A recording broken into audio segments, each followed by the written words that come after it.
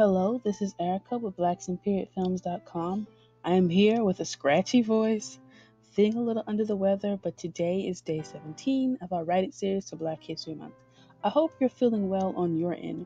Today we are doing a video on a real life person, a person who I consider a legend, James or Jimmy Winkfield. He was born 1882, died 1974, and he was a thoroughbred jockey and horse trainer from Kentucky.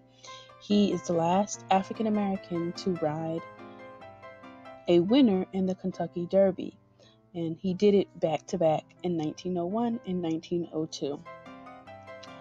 There's so much that we can talk about with him, so I highly suggest you read a book by there's so much we can talk about with him, and I won't be able to cover it all in this video, so I highly suggest you read this book to the right by Ed Hoddington. It's called Wink, The Incredible Life and Epic Journey of Jimmy Winkfield, and that is completely true. His life was incredible and epic. He was born in Chillsburg, Kentucky, grew up on a farm around horses. He always loved horses and other African American jockeys that were there with him, which is something I didn't know, that there were a lot of African American jockeys. So I'm going to have to do some more research on that in the future. He was a shoeshine boy, then he matured into a stable hand, and then he progressed to exercising the horses. And at the age of 16, he began his career as a jockey in 1898.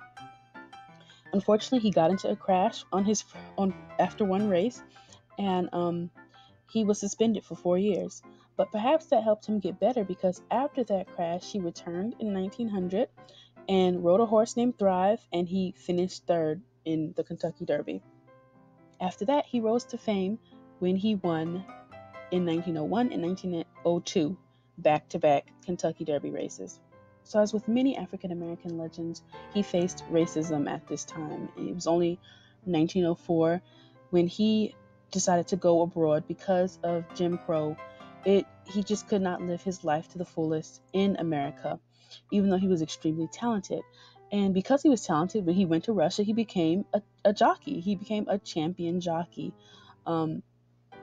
He won the Russian Derby 4 times. He ran the Russian Oaks 5 times, the Warsaw Derby twice. He became very wealthy, married a Russian heiress, and lived a beautiful life in Moscow.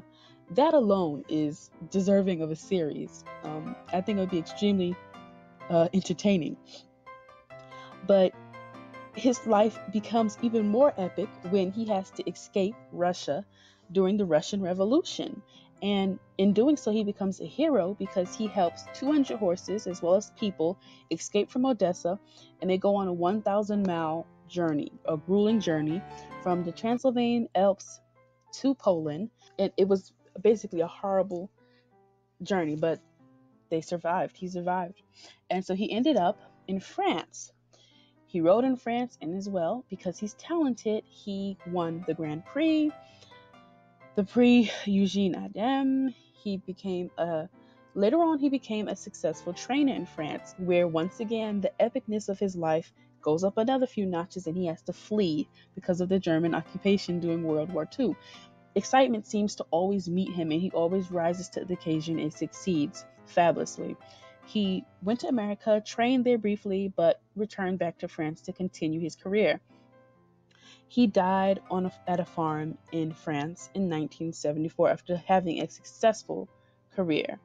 He retired from racing at the age of 50, and although he had a short American racing career, he had over 2,500 victories, but he was extremely successful in Europe, where he had his family and everything, and he was inducted into the National Museum of Racing Hall of Fame in 2004.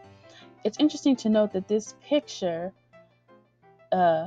was taken after he was basically ignored because of racism and denied entrance into the front door of this place. Even though he was so successful and he's so talented, they were not going to let him or his daughter in.